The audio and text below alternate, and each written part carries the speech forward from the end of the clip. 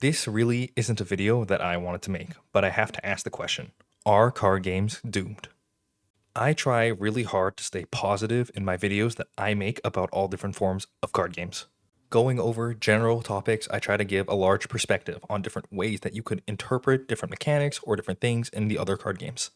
I'll try to look at things from a historical perspective, not talking about things in modern card games, but rather talking about things from the card games of old, talking about different mechanics that used to be much more prevalent. Even when I talk about more controversial topics such as power creep or modern design, I still try to look at it from the lens of what can be done in the future and what lessons can be learned from the mistakes that are made in the past. Even when I made a video about things that could kill the different long lasting card games, I talked a lot about what could do it, but not what is absolutely going to do it, because predicting these kind of things is extremely hard and also very foolhardy for just one single person to do. But over the past year of running my channel, it's been getting harder and harder to avoid news such as this. Video after video coming out from popular content creators talking about how they're tired of playing the modern game, talking about how new sets coming out are simply not as good as the previous ones. Talking about how the game is simply worse and that things have gone wrong, talking about how we lost some aspect of the card game that we used to love playing that is simply no longer there in the modern card game landscape.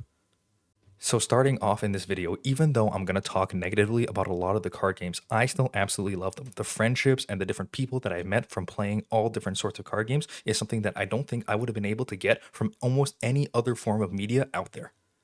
And this is why I'm making this video now, because there's a lot of concerning decisions towards players that a lot of the companies making the largest card games have been making, and it's something that I feel I need to point out if I want to help preserve the things that I absolutely love about many different long-lasting card games.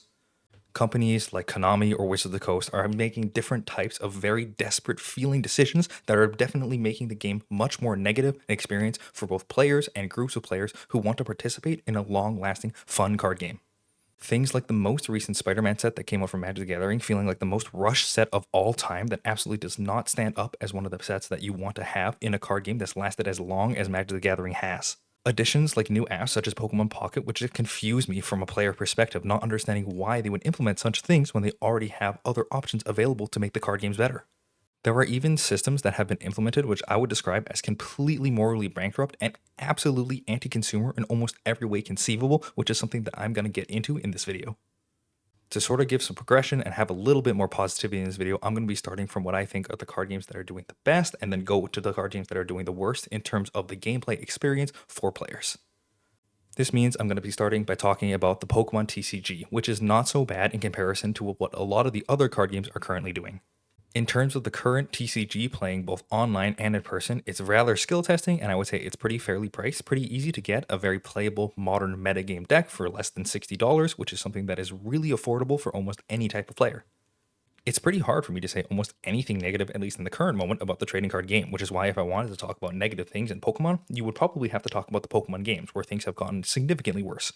I'm not going to get into too much detail here, but I think by just looking at these two screenshots here, you can decide which one you think looks a bit better, and then you can also just look at the general discussion online about recent Pokemon games like Pokemon ZA to get an understanding that the Pokemon company isn't doing the best in terms of the way their games are being produced at the moment. But this isn't the real thing I want to talk about in this video. What I actually want to talk about is the problem of the success of Pokemon TCG Pocket. Many people on my channel have asked me to talk about Pokemon TCG Pocket, especially when it came out last year and was getting really popular and being played by millions of people.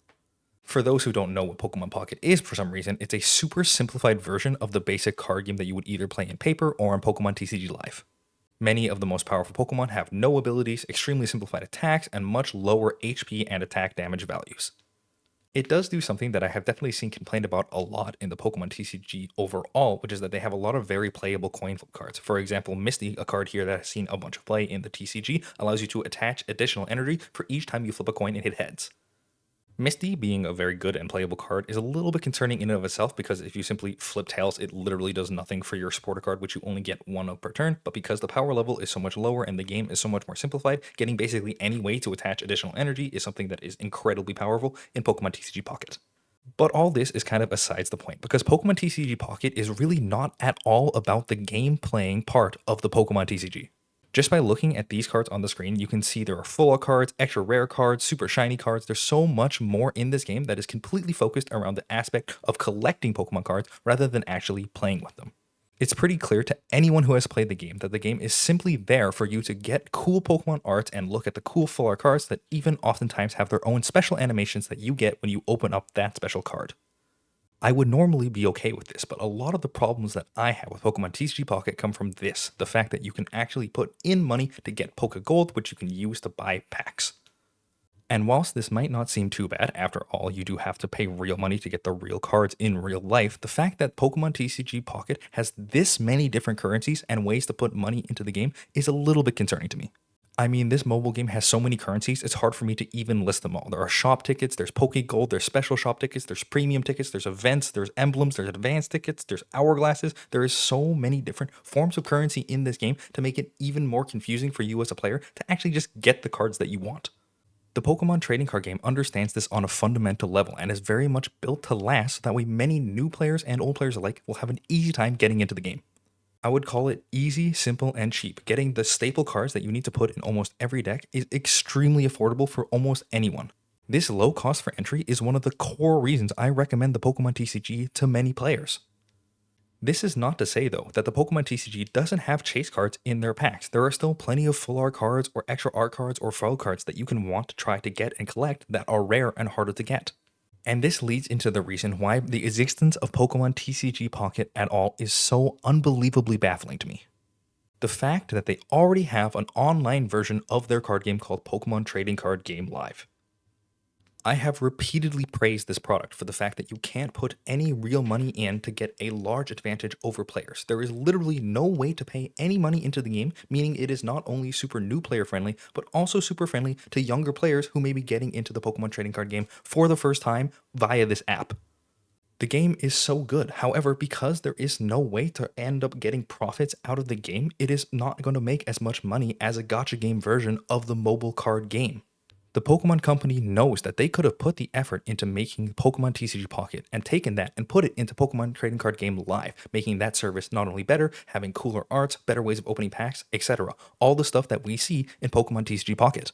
But because the Pokemon Trading Card Game Live wasn't built to bring in a ton of cash, the fact that they saw that they could make a mobile version that could bring in a ton of money meant they had to rebuild the game from the ground up in Pokemon TCG Pocket, having a bunch of other ways that you can spend money to get the cool cards that you want.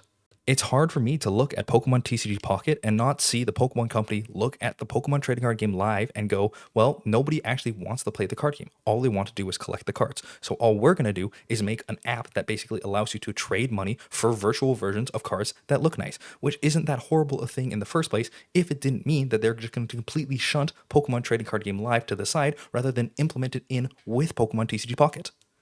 Certainly a bad omen if you're a fan of playing the Pokemon trading card game is that the app that isn't made for actually playing the game and is only meant for collecting is about 100 times more popular than the version that is built around getting all the cards for free and then playing the game for fun for free.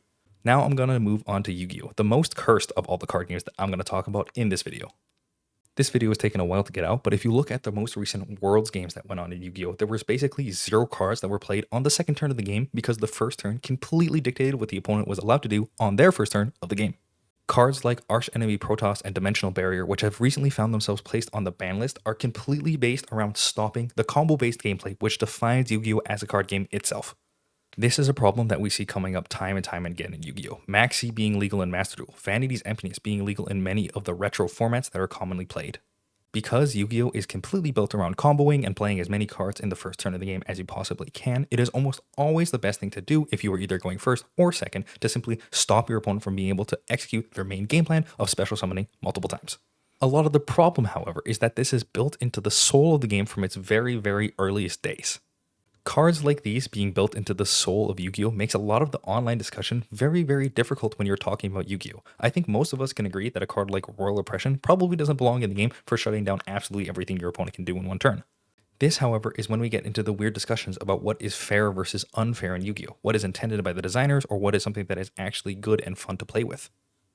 For some people, it feels way more fair to be able to use cards to slow your opponent down and stop them from comboing off, making the comboing part the unfair feeling part of the game. But for some players, it's the reverse. The comboing part is what the game is to them, and the fact that your opponent can stop you from playing the cards that you want to play is the unfair aspect of Yu-Gi-Oh! Is it fair for you to be able to remove cards from your opponent's hand when you're on the first turn of the game? Obviously, it seems pretty unfair to remove your opponent's entire hand, but what is the legal degree that you should be able to disrupt your opponent's opening hand at the start of the game?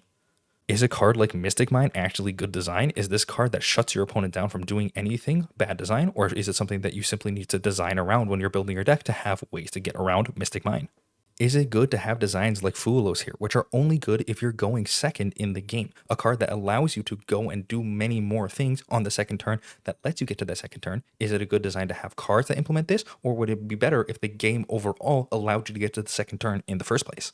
I hear a lot of people in Yu-Gi-Oh! Talk about the fact that you can just deck build to get around a lot of these issues. Struggle against Mystic Mine, put in cards to answer it. Struggle against Fulos, put in cards to beat it. But just deck build better isn't always the solution to problems. There are things that should be intended by the game designers for what is and isn't okay to do in the game. And just letting the players try to figure it out constantly leads to a lot of events like the Worlds where you will just be doing the most degenerate, broken thing that leads to the most non-games possible all the time.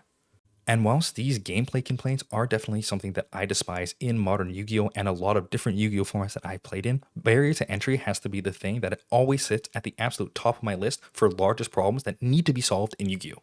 The fact is, even though a lot of the game has gotten better over the course of time, especially with modern ban lists, modern set design, modern everything, a lot of it has gotten significantly worse in terms of the barriers to entry. And this is coming even after the fact that they removed the $400 cards like Dark Arm Dragon, which used to be impossible to get into your deck, even though they were the best thing to be doing in the metagame. And the largest culprit that I have to blame almost entirely for this problem has to be Yu-Gi-Oh! Master Duel. Yu-Gi-Oh! Master Duel should be the easiest way it is to get into the game of Yu-Gi-Oh! Just like every other card simulator on the market for every other physical card game like Pokemon or Magic. And yet, Master Duel sucks a significant amount more than the current trading card game, even though the fact that they're based off of the same cards and made by the same developers. It's baffling to me that you can have the trading card game meta flourishing with a bunch of powerful decks like Yummy or Mitsurugi, which are doing powerful things, and then you go to Master Duel and all you have to do is play Malice Mirrors over and over again because they released it in a completely broken state into the game. The popularity of Master Duel almost feels like a cruel joke in comparison to people who actually played the card game in person. It has a massive price increase over what it takes to actually get a playable deck in the regular card game because you need to pay into Konami's system to basically be able to get any playable deck to any meaningful degree without restarting your account over and over again until you open the proper cards at the beginning. If you just look at the pricing here, it is $3 to end up getting one pack of Yu-Gi-Oh! Cards, which doesn't even guarantee you almost anything because of the way that the rarity systems work in Yu-Gi-Oh! Master Duel. The fact that Master Duel is one of the most nice looking and best implemented versions of an online client compared to any of the other online card games, and yet it is only being used to siphon money out of the players rather than being a good way to onboard new players into the game of Yu-Gi-Oh! Is a baffling decision by Konami and absolutely helps to shorten the game's lifespan by not introducing new players into the game. Much like Pokemon, another example of the online client being a sign that the game is declining rather than increasing because of the popularity of the wrong version of the game. Now for Magic the Gathering. Now, if you looked at Magic the Gathering at all in the past few years, you can definitely notice a lowering of the quality bar of sets compared to the sets of previous years in Magic the Gathering.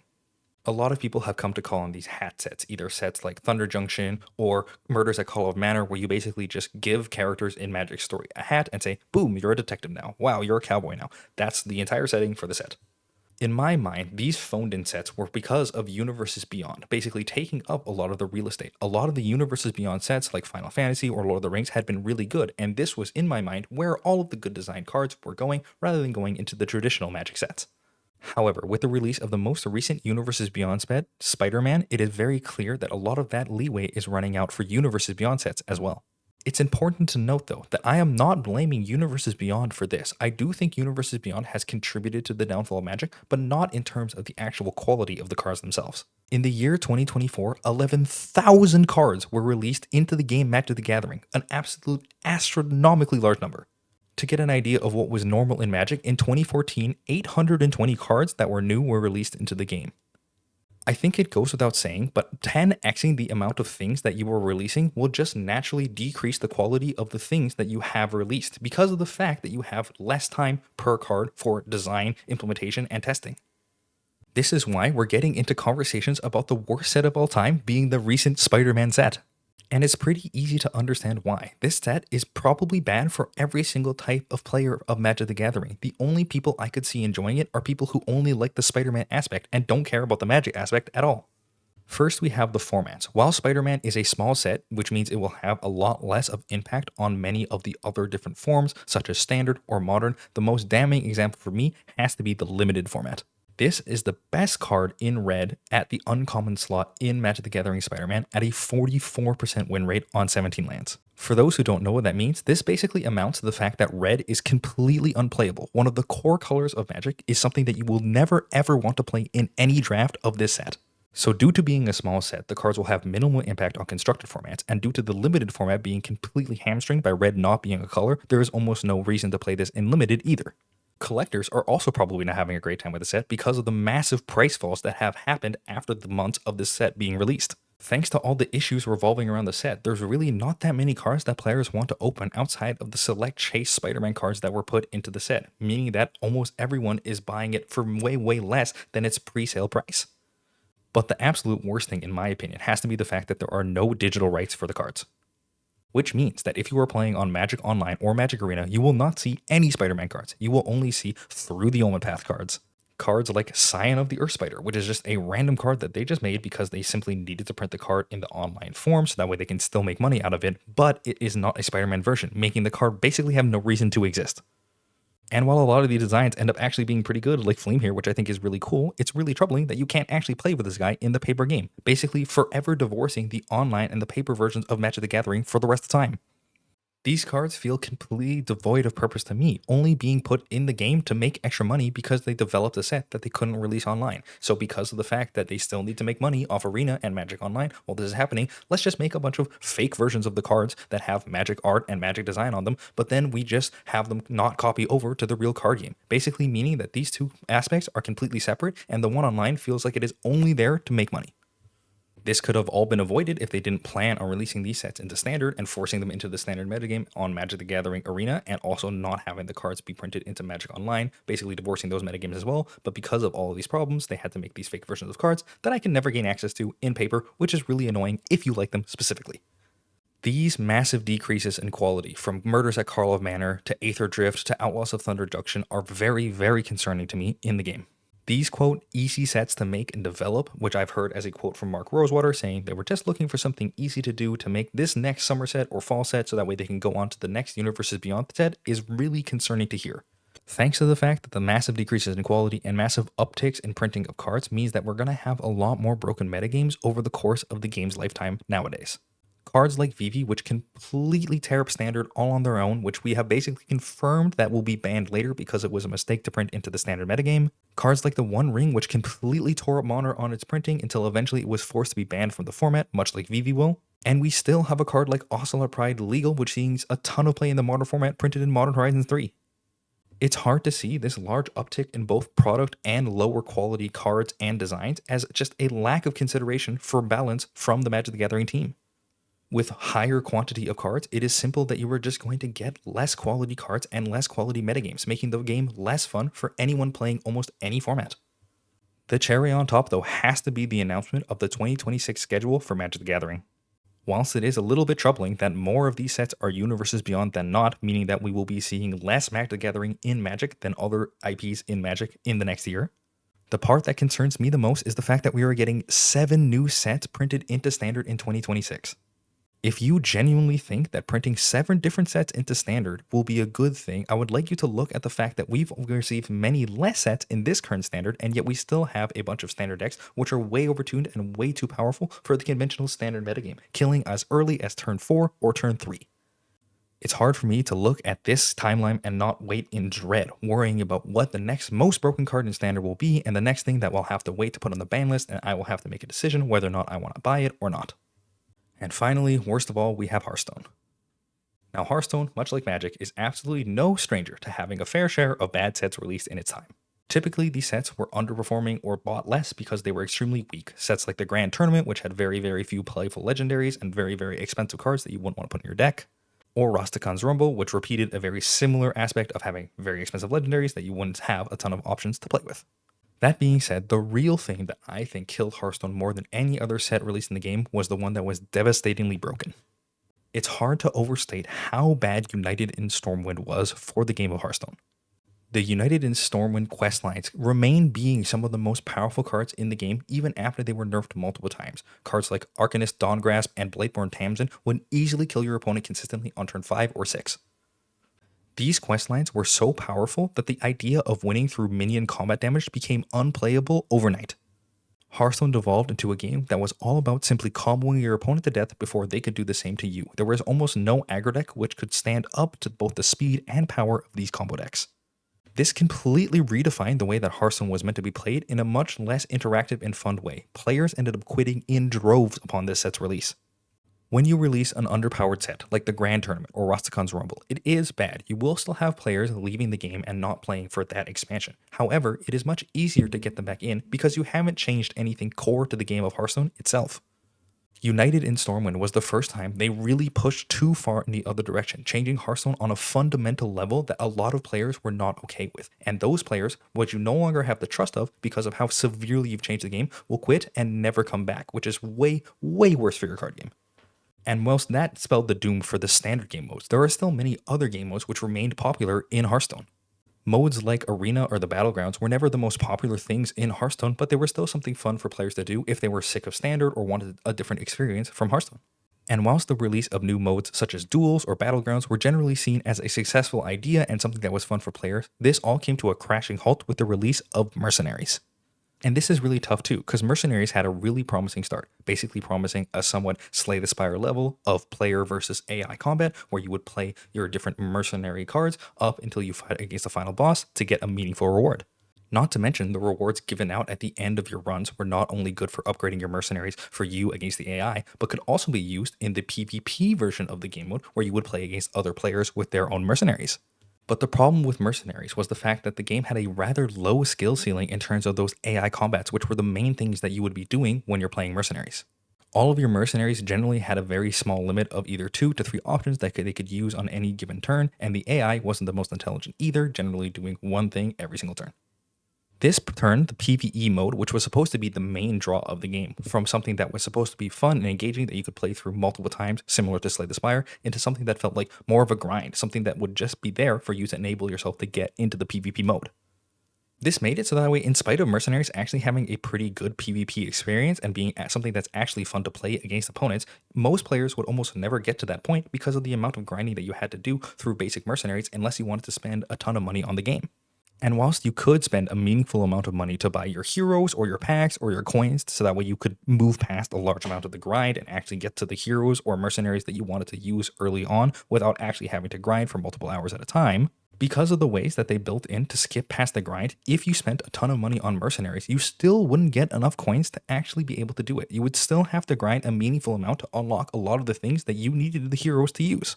This meant that Mercenaries was bad for any type of player. If you were the kind of player who wanted to drop $300 on an expansion so you could get absolutely every card, you couldn't have fun with Mercenaries because you would need to grind a lot. If you were the kind of player who wanted to play completely free to play and see how much you could get away with, you wouldn't be able to get to the PvP gameplay because of the large amount of grinding that you would have to do to get powerful heroes in the game.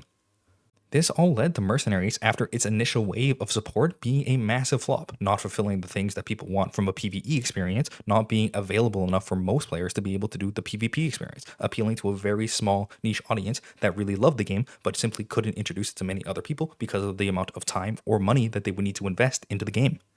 And after all of these disasters, Hearthstone really feels like it's reached the bottom of the well in terms of ways they can actually fund the game. The amount of things that Hearthstone has put in to spend your money has been going up astronomically since the early years of Hearthstone. This starts out with diamond hero portraits, which are animated and really cool, but cost a large amount more than the regular hero portraits in the shop. Not only that, but they're also removing free features that have been present in Hearthstone since the very early years. Those free boards that you would get brand new with each and every expansion have been completely removed, now being something that you have to pay for if you want to see. And whilst charging extra for something that could have been implemented in the game for the same price as something else is pretty bad, and removing free features that are already present in the game and have been there for the longest time and putting them behind a paywall is worse, none of these are worse, in my opinion, than the most dishonorable gacha game element that they have placed into the game. The new pets that EA introduced are genuinely really cool and a meaningful addition to Hearthstone as a game. However, the fact that they're hidden behind this gacha style game where you have to spend real money for a chance to get the thing that you want is absolutely abysmal. This gacha element may not look too bad for an onlooker. However, the fact is that even though it looks like you have a 1 in 10 chance on this dice roll of getting the specific thing that you want, which is generally going to be that pet, it is not true at all. By going and looking at the odds on the website in terms of how likely you are to actually get the pet on any given roll, it is extremely unlikely, less than a 0.1% chance of you getting the pet, the thing that everyone wants from this aspect, on your first go. Not to mention that if you spend money on this, the price goes up every time you spin the wheel and try to get the different thing that you want. Meaning that if you are trying to get the pet, not only will you have to spend multiple times spending more and more money every time that you have a chance of getting the pet that you want, but it will also be lying to you about your odds of getting the pet because your eyes will tell you it's a 1 in 10, it's a 1 in 7, it's a 1 in 6, but your odds are always significantly worse than that until you get down to having literally nothing else to buy except for the pet for the full price. This money at any cost approach, by deceiving players, by lying to them about how much it's actually going to cost to get the thing, is absolutely horrible and something that I would loathe doing to any customer of any card game. This to me feels a lot like opening a pack and not receiving a rare in the end, either because it was resealed or because the developer lied to you doesn't matter a ton. The fact is that you are expecting to receive something a certain percentage of the time, and then when you click on the button and the percentage lies to you, it feels absolutely horrible and something that should honestly be not legal in my mind. And so here we come to the final outcomes. To me, in around the year 2022, failure after failure kept coming to many different card games all at the same time for whatever reason. A mechanic that completely uproots your game and is required to be banned in every format. An archetype that redefines the way you can play the game and completely crushes anything else in competition with it. Decks that push the power way too far, redefining the way you are going to play your game and changing it meaningfully forever with no way you can do anything about it. Cards and archetypes which blow your old archetypes out of the water, forcing you to either buy new cards and play a new deck that you may not be as comfortable with, or simply disregard the game altogether. A lot of these elements simply went way too far.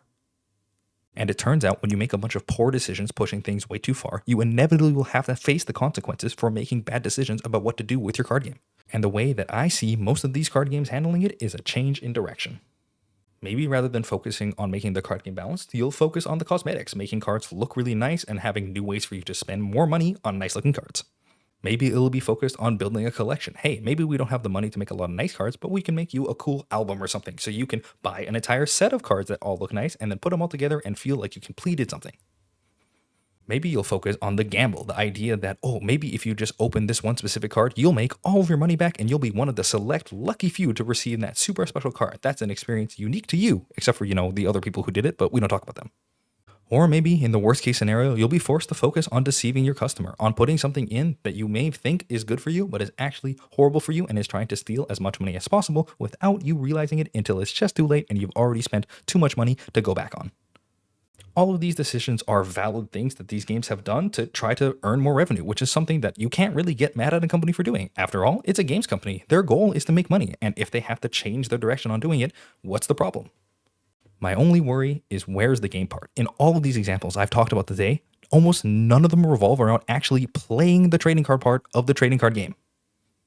It feels like a lot of these TCGs are losing out on the G part. The game part of the trading card game is getting phased out of the trading card games.